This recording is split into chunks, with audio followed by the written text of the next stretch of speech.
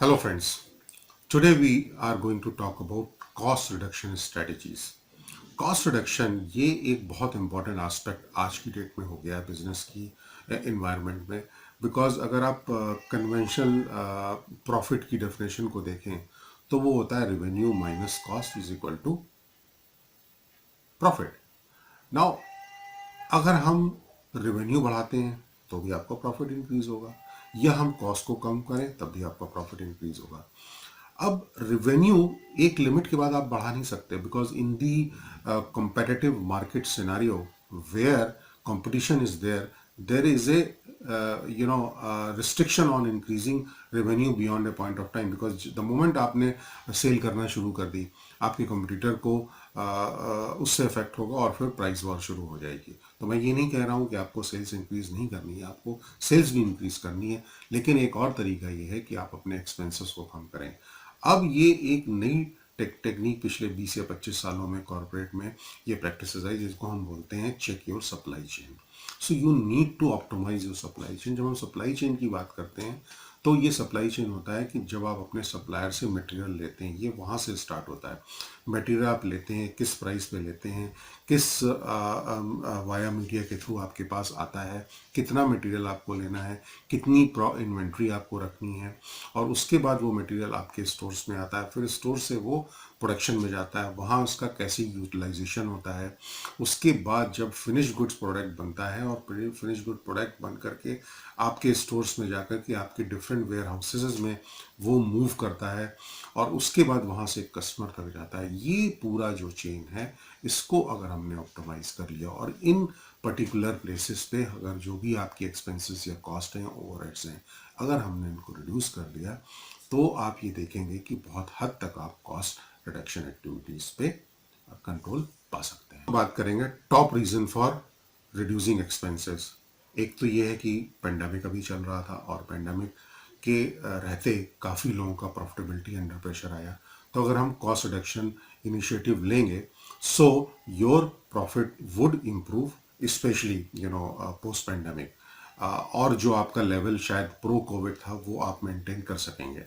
और अगर आपके बिजनेस में प्रॉफिट होगा तो जो लोग काम कर रहे हैं उनके भी आप जॉब्स को सेव कर सकते हैं और आप खुद बिजनेस में सरवाइव कर सकते हैं। तो ये जो है बेनिफिट है कॉस्ट रिडक्शन के। इन जनरल कॉस्ट रिडक्शन का बेनिफिट होता है कि you will be competitive in the market place, you can fight the competition despite your product is good quality, but your price need to be also reasonable, and if you control the cost you should be able to fight your competition in the marketplace. तो अब देखते हैं कि evolution of supply chain ये कैसे शुरू हुआ। तो जब मैंने आपको बताया था कि कॉस्ट जो है वो इन्वॉल्व काफ़ी हद तक होती है कि आपको अपनी सप्लाई चेन को कैसे ऑप्टिमाइज करना है, और बेसिकली जो उसमें इशू आता है कि how you can eliminate wastage and duplication of work. तो ये जो डुप्लीकेशन ऑफ वर्क है, अगर हमने उसको रिड्यूस कर दिया तो उससे भी क्या होगा, आपकी वर्क एफिशिएंसी बढ़ेगी, आपकी प्रोडक्टिविटी बढ़ जाएगी। Then you can implement best practices. There are lot of best practices happening there which you can implement in your supply chain. You can introduce a technology like, for example, low cost automation can improve your productivity. That will also enhance somehow your revenue, and also would be able to reduce the expenses. And also you can create virtual operation through web enablement. तो ये सारी जो techniques हैं, अगर आपने इनको use किया तो इससे आपको काफ़ी अपनी सप्लाई चेन को कंट्रोल करने में मदद मिलेगी। अब बात करते हैं कि जो बिजनेस की स्पेंडिंग होती है, जो लोग बिजनेस में पैसा खर्च करते हैं, एक्सपेंसेस है, वो कहाँ कहाँ होते हैं। वो उन उन हेड्स की बात करते हैं। आपकी कंपनी में अगर अकाउंटिंग है, वहाँ पे आपका एक्सपेंस हो रहा है। एडमिनिस्ट्रेटिव एक्सपेंसेस होते हैं आपके, एडवर्टाइजिंग आप करते हैं उसके एक्सपेंसेस होते हैं, कुछ आप कंस्ट्रक्शन करवा रहे हैं अपनी फैक्ट्री में, वहाँ पे होते हैं। फैसिलिटी मैनेजमेंट, किस तरह आपकी फैसिलिटी को ओवरऑल ठीक रखा जाए, उसमें जो एफर्ट्स जाते हैं या उसमें जो स्पेंडिंग हो रही है वो भी एक्सपेंसेस होते हैं। आपकी फाइनेंस कॉस्ट होती है, उसमें एक्सपेंसेस होते हैं। ह्यूमन रिसोर्सेज आपने रखे हैं उसमें एक्सपेंसेस होते हैं, इंफॉर्मेशन टेक्नोलॉजी आप यूज़ कर रहे हैं, किस तरह का आप ईआरपी यूज़ कर रहे हैं, चाहे वो लो कॉस्ट हो या हाई कॉस्ट हो, बट कुछ तो आपका पैसा उसमें जा ही रहा है। आपने इन्वेंट्री कैसी रखी है, इन्वेंट्री आपकी फिनिश गुड की कितनी है, इन्वेंट्री आपकी रॉ मटेरियल की कितनी है, उसमें जो पैसा आपने इन्वेस्ट किया या स्पेंडिंग की वो बिजनेस स्पेंडिंग हो गई। आपकी लीगल एक्टिविटीज़ में जो स्पेंडिंग आती है, लॉजिस्टिक्स एक्टिविटीज़ में, आपका प्रोडक्ट जब सप्लायर से आता है और फिर आपकी अपनी फैक्ट्री से बाहर जाता है, उसमें जो एक्टिविटी होती है उसमें भी आपकी स्पेंडिंग होती है, मैन्युफैक्चरिंग में आपकी स्पेंडिंग होती है, मार्केटिंग एंड सेल्स में आपके एक्सपेंसेस आते हैं, फिर जो आप कंपनी में स्टेशनरी, फोटो कॉपी और ये सारी चीज़ें जो आप यूज़ करते हैं उसमें आपके एक्सपेंसेस आते हैं, कोई आप प्रोफेशनल सर्विसेज देते हैं उसमें आपको स्पेंड करना होता है। अगर आपने किसी कंसल्टेंट को रखा, किसी एडवाइज़र को रखा, वहाँ पे आपके पैसे खर्च होंगे। आपके फैक्ट्री से फ़ोन कॉल आपके एम्प्लॉयज़ करते हैं जो अपने कस्टमर को, या आप करते हैं, वो जो एक्सपेंसेस होते हैं उनको हमने देखना होता है। और आपकी टीम ट्रैवल करती है, वहाँ भी आपके एक्सपेंस होते हैं। वेयर हाउस आपके हैं, स्टोर्स है, वहाँ पे किस तरह से उसको मैनेज कर रहे हैं, ये सारे एक्सपेंस है। अगर हमने एक एक इन चीज़ों को लिया और वहाँ पे जो भी मैंने आपको ये 15-16 हेड्स बताए हैं, अगर आपने एक एक चीज़ को ले लिया और वहाँ पे कॉस्ट कंट्रोल करने, तो मैं आपको बहुत ही कॉन्फिडेंटली कह सकता हूँ आप 15 से 20% अपनी कॉस्ट जो है इस सप्लाई चेन के जो ओवरहेड्स हैं आप इसमें रिड्यूस कर सकते हैं। तो दोस्तों, इससे पहले मैं कॉस्ट रिडक्शन स्ट्रेटजीज की और आगे बात करूँ, let's try to understand what is the difference between cost control and cost reduction. तो कॉस्ट रिडक्शन तो होता है because it aims at cutting of the unnecessary expenses which occur during the production, storing, selling and distribution of the product, whereas cost control is the activity of maintaining cost as per the established norm, जो भी आप norms बनाते हैं। तो ये जो practices हैं corporate में आज की डेट में बहुत एक्सटेंसिवली यूज हो रही हैं। As I said it that if you want to remain in the market place you have to be cost comparative. अब कॉस्ट कंट्रोल के एडवांटेज क्या है? आई थिंक पहला एडवांटेज ये है कि it helps the firm to improve its profitability and competitiveness. दूसरा जो एडवांटेज है that it helps the firm in reducing its cost and thus reducing its price. तो अगर आपकी कॉस्ट कम होगी तो आप प्राइस भी अपना कम कर सकते हैं और then you can be better working in the market place. Now अगर हम फिर से दोबारा उसी डेफिनेशन पे जाएं कि प्रॉफिट कैसे आता है, तो profit is equal to revenue minus cost. अब कॉस्ट क्या होता है? कॉस्ट होता है एक्सपेंस प्लस वेस्टेजेस। तो how you can reduce your expense and how you can reduce your wastages, अगर हमने इस पे ध्यान लगाया तो हम कॉस्ट अपनी कम कर सकते हैं डेफिनेटली। अब बिजनेस में तीन चैलेंजेस हैं। बिजनेस में तीन चैलेंजेस ये हैं कि reduce the cost, make faster delivery and improve the quality.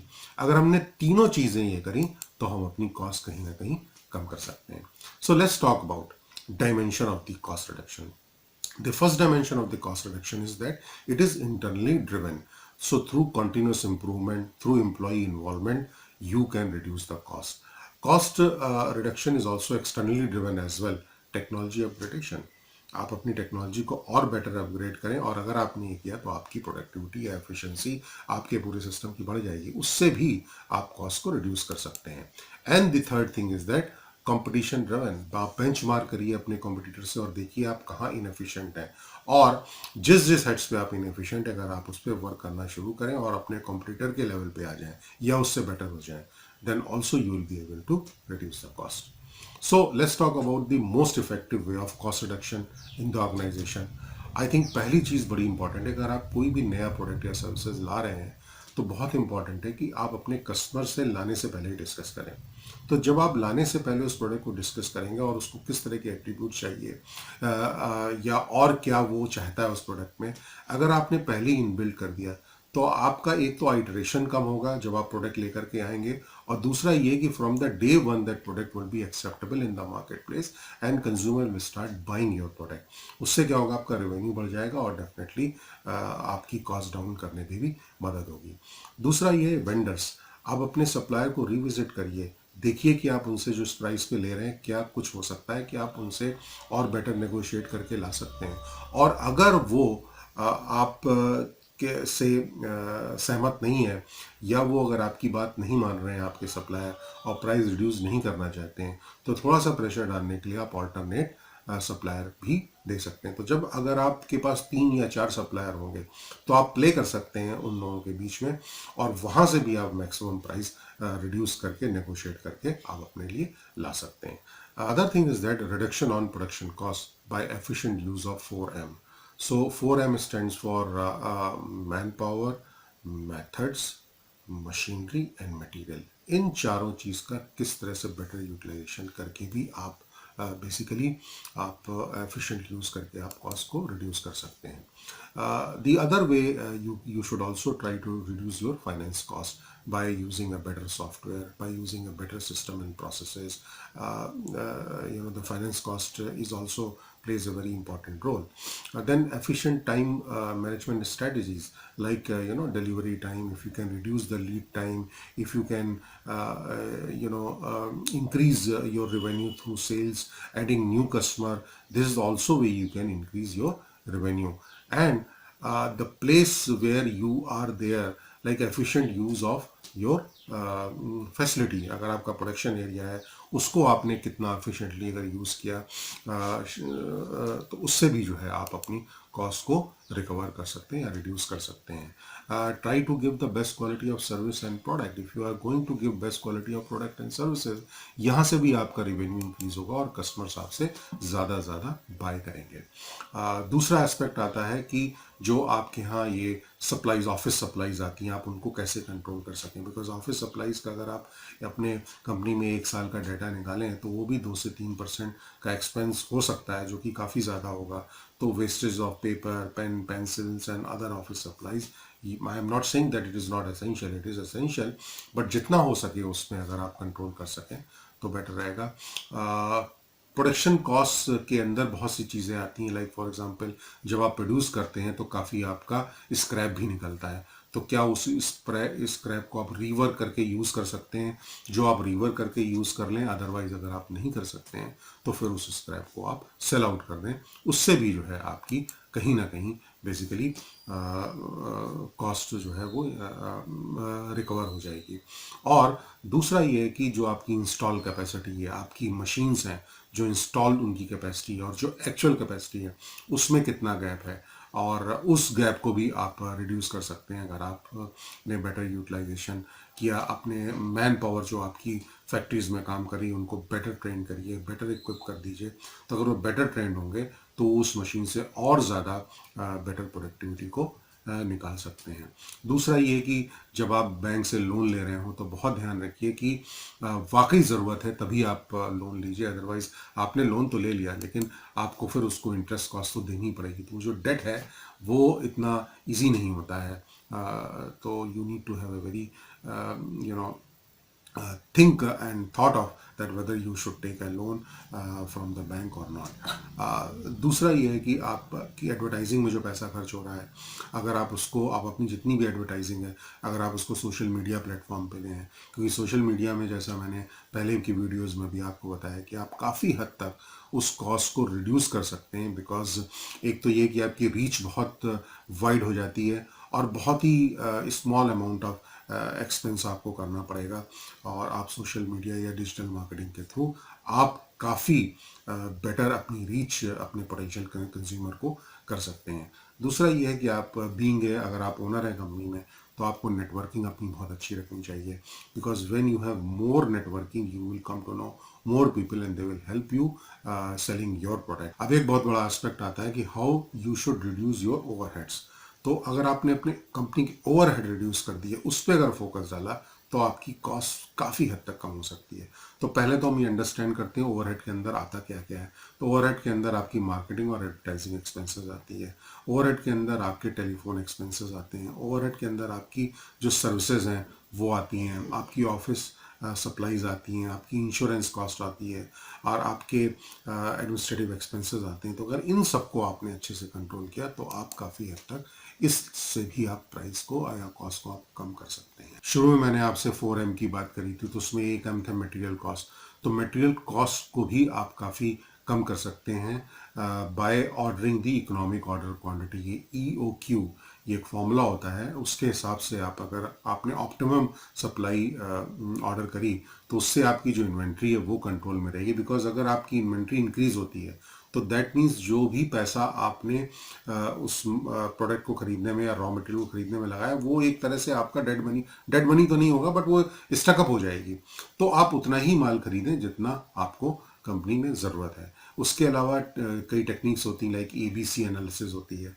तो आप अपने जो इम्पोर्टेंट एसेंशियल कंपोनेंट्स हैं उनको A, B और C कैटेगरी में बांट लीजिए, और A कंपोनेंट कैटेगरी उनकी आप इन्वेंट्री रखिए, B की आप मिनिमाइज कर दीजिए, और C की अगर इजीली अवेलेबल है तो as and when you need you can buy, so you can reduce the inventory.